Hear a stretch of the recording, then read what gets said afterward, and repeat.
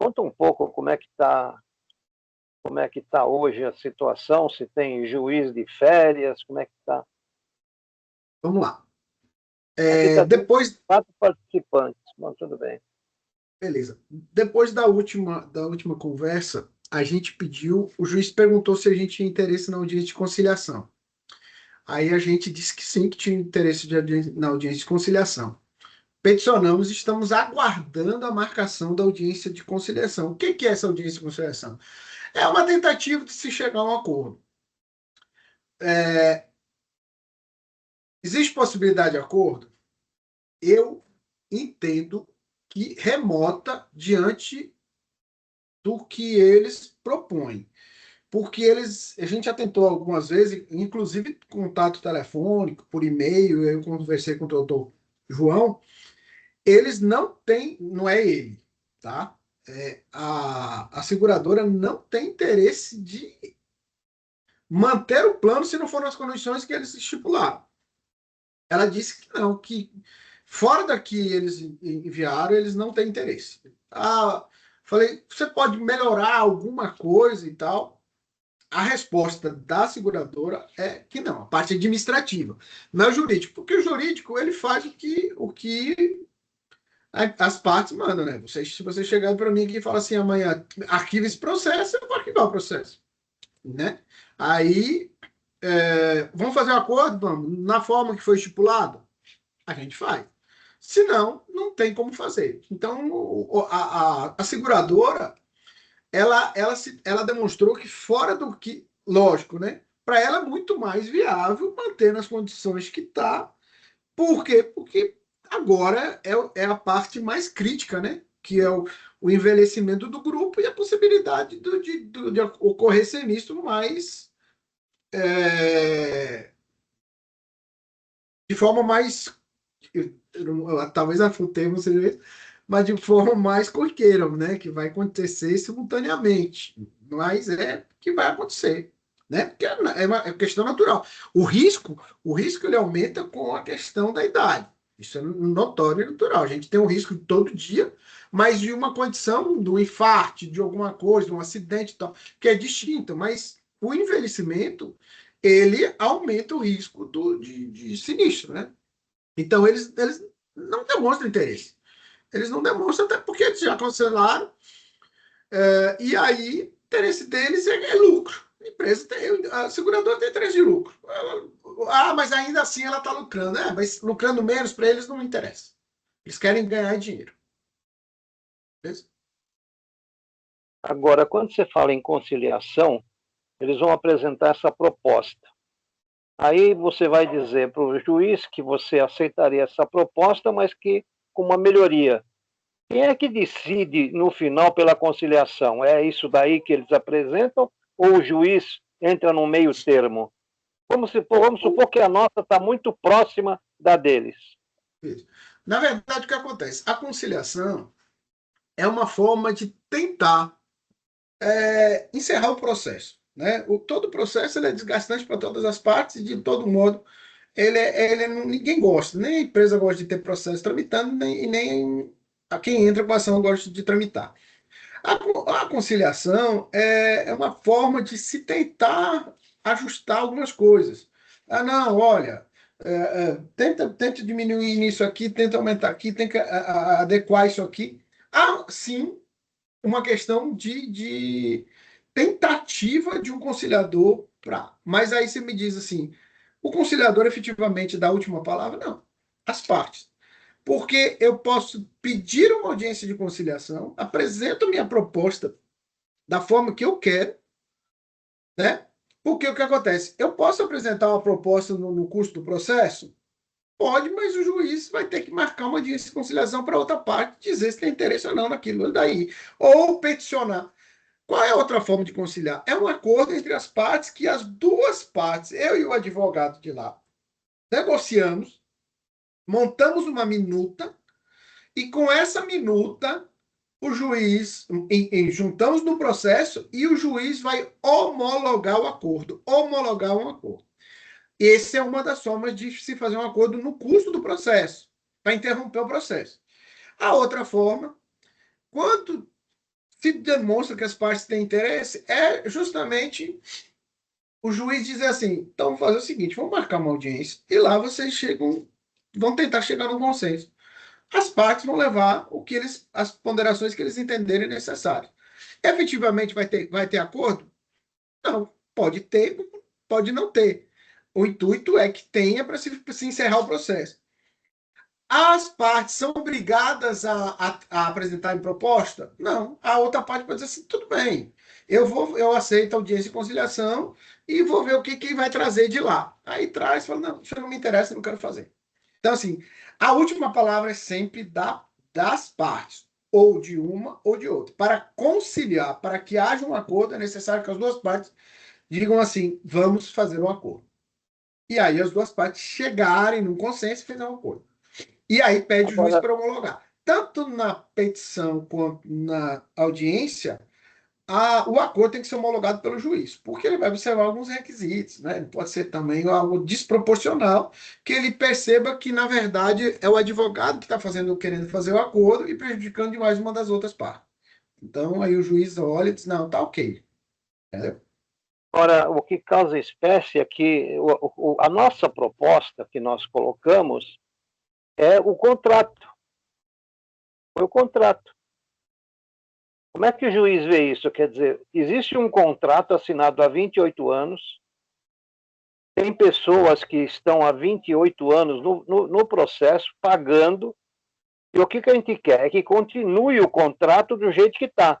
O que acontece? Tem o reajuste do prêmio e tem o ajuste do capital. A proposta deles é que não tem ajuste do capital. Quer dizer, eles estão fazendo uma proposta desobedecendo o contrato. O que acontece?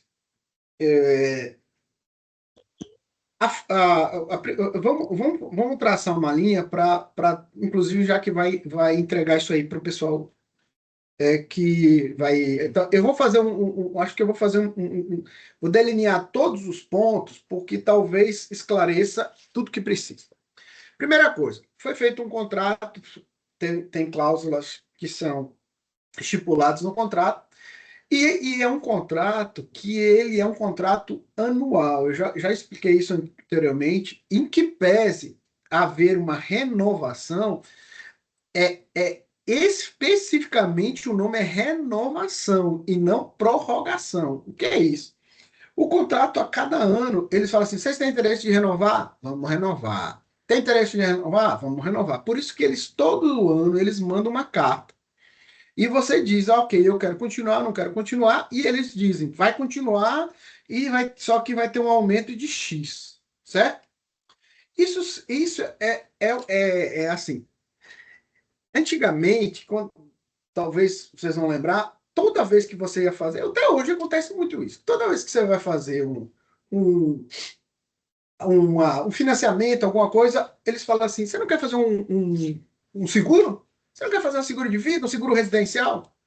As pessoas pegam e falam assim: não, faz o seguro aqui que é mais fácil para adiantar, eu consigo uma taxa menor no financiamento, tal, tal. Que hoje os juízes já estão olhando como venda casada. Por quê? Porque eles condicionam uma melhoria na sua condição de financiamento a partir disso. O que acontece? Então você faz meio que despretensioso, vou fazer e tal. Só que quando você percebe, você já passou 28 anos fazendo uma renovação de contrato. E as condições sempre foram impostas pela empresa, pela seguradora. Por quê? Porque não era tão caro, era uma coisa e foi falando. Só que a gente não percebe é que é um contrato que ele se renova ano a ano. Ele é um contrato anual, é um contrato de ano. E ele se inicia e tem um prazo de término. Em que pese a gente sempre tem na consciência que não, meu seguro é um seguro de 28 anos. Não. Seu seguro de carro é a mesma coisa. Você faz seguro de carro, você renova todo ano. Você pode mudar de seguradora, mas muita gente continua porque tem um bônus, aí ela consegue fazer uns descontos melhores e continua. Só que é um contrato anual. O que acontece? Aí nós temos um outro problema. Esses contratos, eles tem a lei, que, né, geral e tal, mas eles têm também uma agência nacional que que foram criadas há muito tempo para proteger o consumidor. O intuito das agências nacionais era para proteção do consumidor. Essa foi a natureza jurídica que foi criada. Com o passar do tempo, com as questões políticas envolvendo, com a questão de tudo, as agências nacionais e de interesse, e que a gente sabe, de financiamentos, inclusive políticos, e de tudo que acontece, as agências se transformaram em uma espécie de advocacia das próprias empresas que eles deveriam fiscalizar. Então, uma agência fiscalizatória, ela deixou de ser fiscalizatória e a todo ano ela cria norma e que situação. E ela, ao invés de melhorar as questões, ela piora. Uma delas é em relação a vocês, que é o seguinte, que ela diz que a qualquer momento a empresa... Aí falaram assim, mas quando há uma renovação constante, o que você tem que se fazer? Quando há uma renovação constante, antes de terminar o contrato, eles fizeram como se fosse algo muito bom para as empresas. Olha, se a empresa não informar com 60 dias de antecedência, ela vai ter que renovar automaticamente o contrato. Certo? Então ela diz o seguinte, olha, aí falou assim, para que nós criamos isso? Nossa, nós criamos isso para defender o consumidor, porque agora o consumidor, a empresa vai ter que informar o consumidor, porque senão vai renovar automaticamente. Não.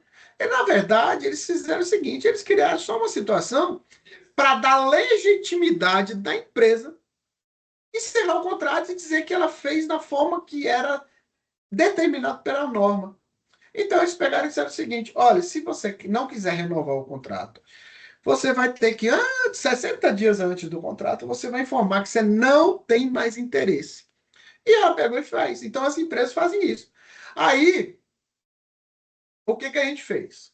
A nossa tese é justamente essa, de que quando há um contrato com muito tempo de renovação, ele se torna um contrato por prazo indeterminado. Por quê? Porque criou-se nesse vínculo algo que é meio que não eterno, mas algo que foi assim se perpetuando ano a ano, que foi criando uma consistência de um contrato por prazo indeterminado.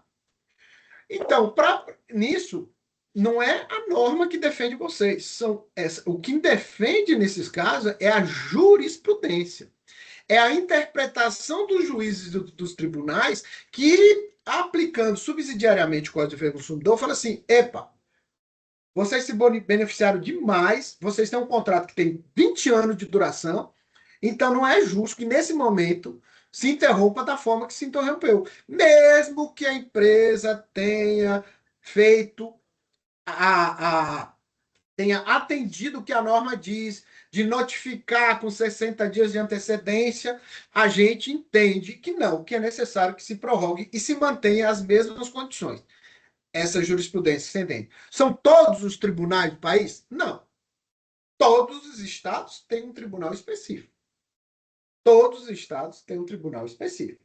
O STJ, como a gente juntou no processo, em algumas situações tem mantido as decisões dos tribunais ou revertido dizendo, não, aqui ficou provado realmente que tem uma extensão muito grande de anos de contrato e que tem que ser entendido, que ele tem que ser mantido. Só que o tribunal, o STJ, ele vai julgar de acordo com o que está nos autos no momento da decisão, o que está no acórdão. Então, às vezes, um acórdão mal feito por um tribunal dificulta a gente lá na frente, depois no STJ, mudar alguma coisa. Mas, a priori, assim, alguns estados. E o de São Paulo? O de São Paulo, ele, para as questões individuais, tem sido mais tolerante. Qualquer individual, pessoa física, que renova por 20 anos, está lá com 80 anos, ele entende. Quando é associação, eu não encontrei jurisprudência no tribunal de vocês para associação. Não sei se as associações não tinham, ou de outro modo elas vêm aceitando os reajustes desproporcionais, então não tinha. Certo? Pronto. O que aconteceu? A gente fez então a gente entrou com a ação. Por quê? Porque em maio, 1º de maio desse ano, vocês já encerraram o contrato. Por quê? Porque eles informaram, ó, 60 dias antes, em 29 de abril, 30 de abril, acabou nosso contrato. Eles atenderam o que a norma determina, atenderam. E disseram, acabou. Nesse ínter aí, nesse período de 60 dias, a gente entrou com ação e com um pedido liminar. O que era o pedido liminar? Olha, mantenha o contrato ativo enquanto não vier uma decisão definitiva de mérito do processo. O juiz de primeiro grau, pegando as nossas informações, verificando a consistência do que a gente estava informando, falou assim: não, aqui eu entendo que é necessário que se mantenha liminar. Consequentemente, o juiz disse: defiro a liminar, mantenha o contrato. Manteve-se o contrato, estava tudo bem. Logo em seguida, eles entraram com agravo de instrumento no tribunal, com a alegação de que eles atenderam o que a norma determinava. Avisaram com 60 dias, após ter avisado, eles encerraram o contrato e que era necessário cassar a nossa liminar. Pois bem, analisando não o mérito todo, mas a questão legal, o tribunal disse assim: eles atenderam a norma. Está aqui, eles pegaram no prazo de 60 dias, informaram, tudo, beleza. Então, caçamos a liminar. Derrubaram a nossa liminar. Consequentemente, nós voltamos para o status lá de trás do dia 30 de abril e, consequentemente, o contrato em outubro está encerrado. O contrato em outubro está encerrado. Tanto que não sei se eles voltaram a mandar o faturamento, mandou eles, Ângelo, ou não? Não. O contrato, então, a partir da decisão liminar, do agravo do instrumento, eles encerraram. Nesse período de maio até outubro, eram feitos pagamentos e eram pagos sinistros. Por quê? Porque a nossa decisão liminar manteve, nesse período, o contrato ativo. E agora, como é que nós estamos? Estamos sem contrato. Sem contrato. Por quê? Porque a liminar foi cassada. E a gente tem que esperar agora uma decisão de mérito, que é a decisão do juiz que vai sentenciar o processo para decidir pela manutenção do contrato ou não. Ele que vai decidir. Se ele decidir pela manutenção, então, nesse caso, provavelmente, lógico, que a empresa vai entrar com a apelação para tentar derrubar a sentença e dizer que é necessário que seja reformada a decisão.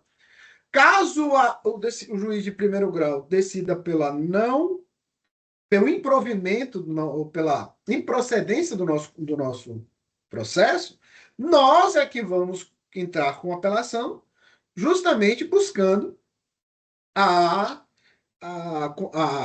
condenação da empresa condenação não, que seja condenada em obrigação de fazer, para que seja mantido. Então, nesse momento, como é que nós estamos? Estamos com uma liminar que foi cassada, aguardando a marcação que o juiz vai verificar, vai marcar uma audiência de conciliação, para a gente tentar novamente em mesa fazer um acordo, ou não, nessa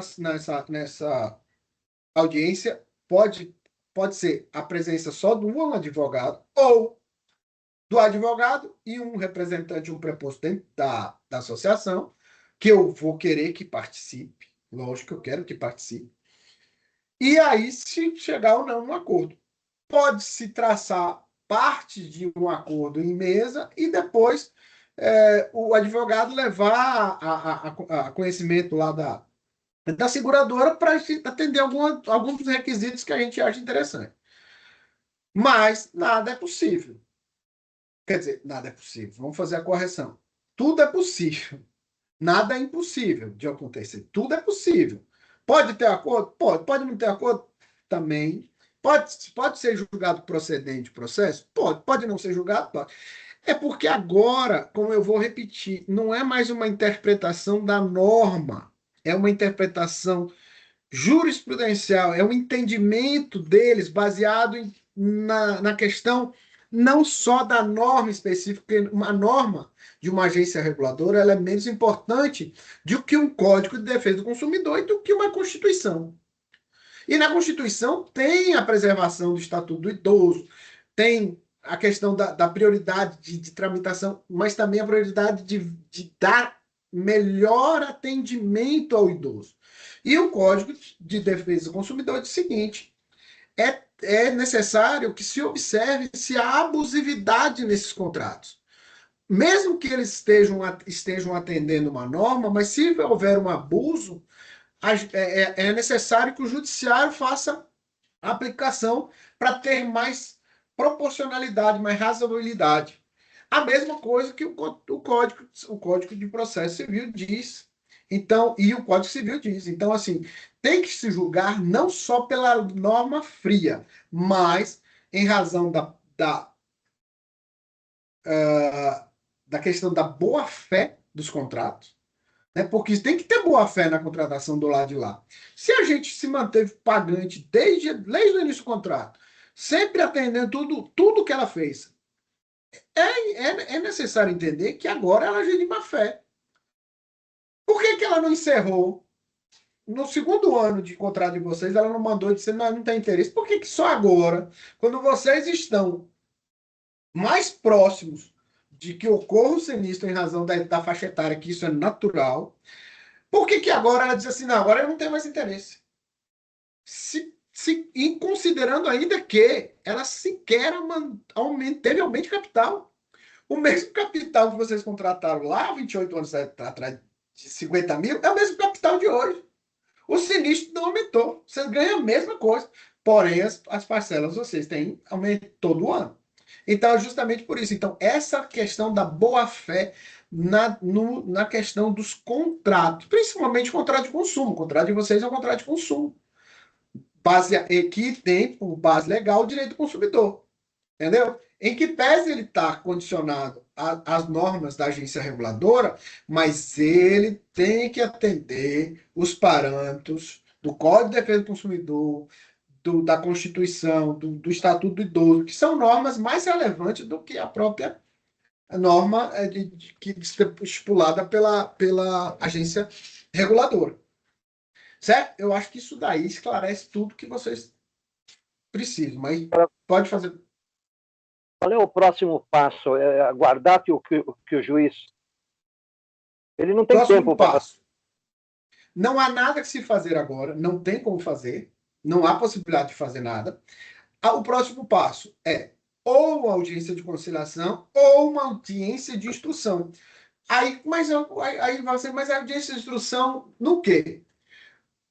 A gente está tentando bolar uma estratégia, inclusive, de que as pessoas mais idosas do grupo sejam ouvidos. Para mostrar que é o seguinte, que vem pagando e desde lá, e que agora estão em situações precárias. E aí, que eu vou pedir, inclusive, que seja enviado por Elisângela, todos os sinistros que aconteceram nesse período que agora a gente está descoberto. Para a gente mostrar a diferença. E, se possível, Elisângela, pegar 10 anos atrás e fazer um paralelo. O número de sinistros a cada ano, se possível, pegar de todos os anos. 2002, 2 sinistros, 2003, para mostrar que agora, gradativamente, e aí a gente junta no processo para mostrar que agora o número de sinistros é muito maior. Agora, uma pergunta. Vamos imaginar o seguinte, que o juiz ele faça a conciliação e o acordo continua com ou sem aumento do capital. Porque vamos imaginar, para fechar o acordo, a gente fecha o acordo para continuar e dar direito a quem está, as famílias que precisam receber. O que pode acontecer é, nesse interim, a maioria vai querer sair fora. Mas vamos supor, o pessoal que faleceu de outubro, novembro e dezembro, havendo o acordo e continuando o contrato, eles têm direito, né? Não, aí vai ser uma das questões que a gente vai dizer o seguinte: o acordo é para retroagir, para agir desde maio, certo? Ou de outubro, porque foi a partir de outubro. Então, assim, ele tem o contrato vai ter que ele vai ter que ser restabelecer desde com efeito ex tunc. O que é isso? Ele tem que retroagir para o efeito dele para poder pagar os sinistros de quem vem E, pagando e que foram e que não, agora não receberam. A gente vai propor isso no acordo. que nós, inclusive, Vai paramos. propor no acordo, tá? Tá, e nós, Se eles chegarem a acordo, eu acho difícil eles não aceitarem essa condição. agora, nós paramos também de cobrar. Já que eles não estão mandando fatura, nós paramos de cobrar a mensalidade. Isso também seria retroativo, né?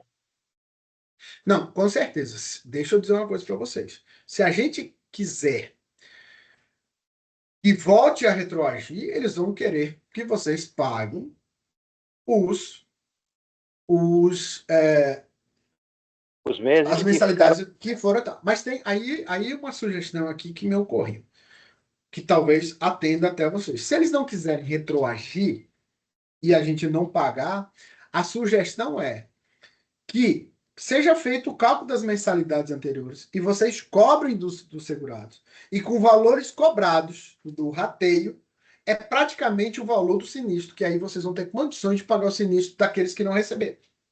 Entendeu? Entendi. É a melhor coisa para vocês fazerem. O que eu acho também justo, né? Porque quem teve sinistro que ocorreu agora, recebam. Caso essas pessoas não recebam, mesmo depois do acordo, a gente pode tentar uma ação judicial de indenização, justamente para poder eles serem indenizados de alguma forma. Estou fechando aqui que está com barulho. Bom, eu estou entendendo que o juiz não tem prazo, né? Não, Mas assim, quando fala não tem prazo, ele pode ficar 10 anos lá sentado em cima de um negócio que ele não resolve?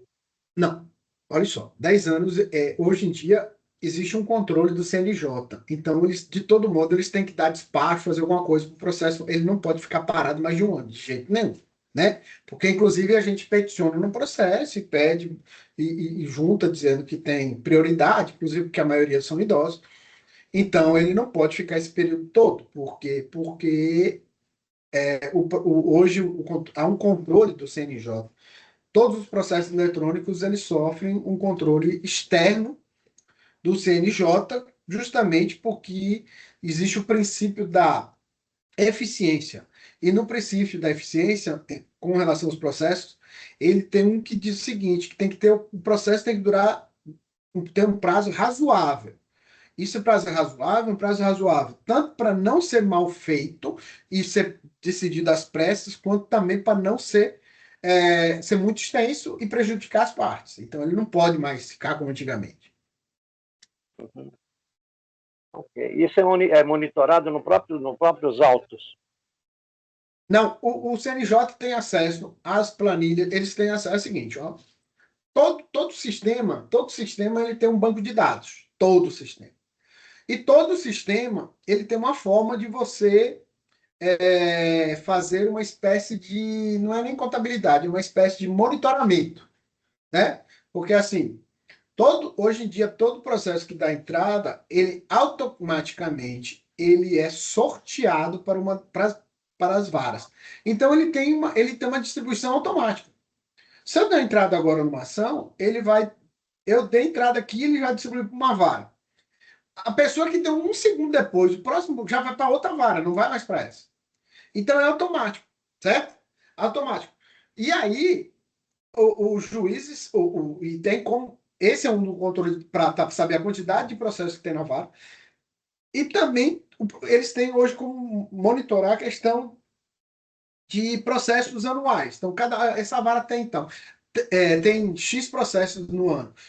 Quantas sentenças foram dadas nesse ano? Hoje em dia você recebe, eles têm uma espécie de. Deixa eu ver se eu vou lembrar o nome específico que eles usam, senão eu vou explicar que também é fácil de entender. É assim, ó, o que ocorre?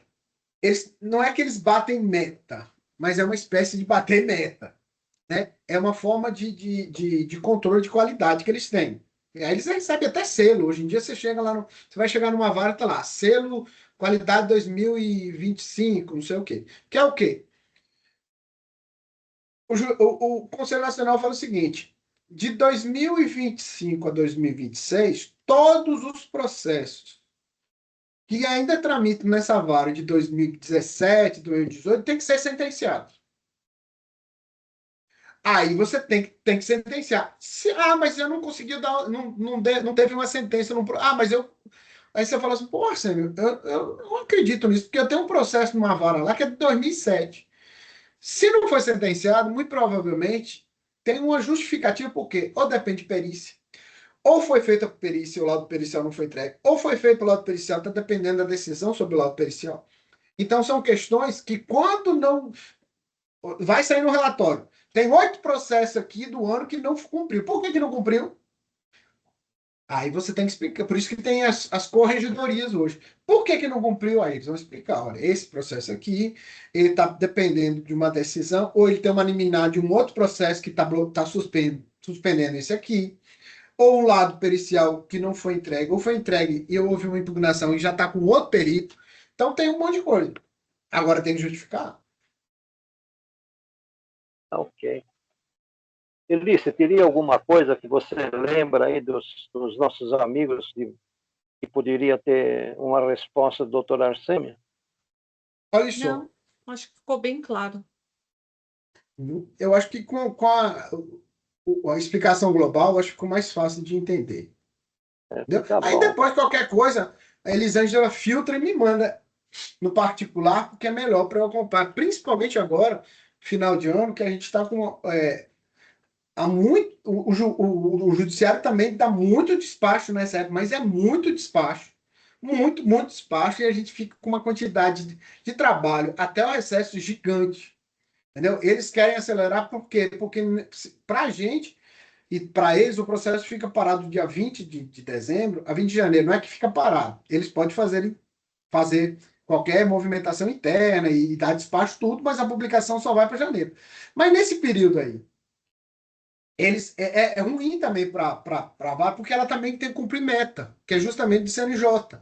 Aí tudo que eles estão vendo lá, que teve processo, que eles tinham que dar alguma espécie de movimentação para não cair lá na malha fina, eles estão dando. Então, eles estão dando qualquer coisa. Então, a gente recebe publicação de tudo que é jeito. De dizer o seguinte, de não aceitar uma assinatura de procuração via Gov e que tem que botar uma assinatura manual, igual do documento. Estão despachando dessa forma para movimentar o processo. Ok. Tá bom, obrigado. Muito Qualquer bem. coisa, estamos aqui. Vai desculpando a demora de ter marcado, mas justamente é porque a demanda dessas semanas aqui olha aqui como é que tá. Espera eu botar aqui. Então, assim, a gente está tendo 7, 8 audiências por dia e então a gente está meio corrido. Tanto que a minha audiência agora, a minha reunião agora aqui, eu estava aguardando uma audiência lá de Pernambuco, tive que passar para o doutor Tiago, porque eu iria entrar na reunião. Mas estava esperando uma audiência. Tá desculpando aí, tá bom? Não, obrigado por tudo e uma boa fim. A gente não se encontrar mais, um bom Natal, né? Eu ia falar, boas festas, bom Natal para vocês e uma virada maravilhosa, que o ano que vem seja de boas notícias para nós. Tá Amém. bom. Tá bom? Bem, Um abraço a vocês, tudo de bom. Tchau. Tá. bom, tchau, tchau.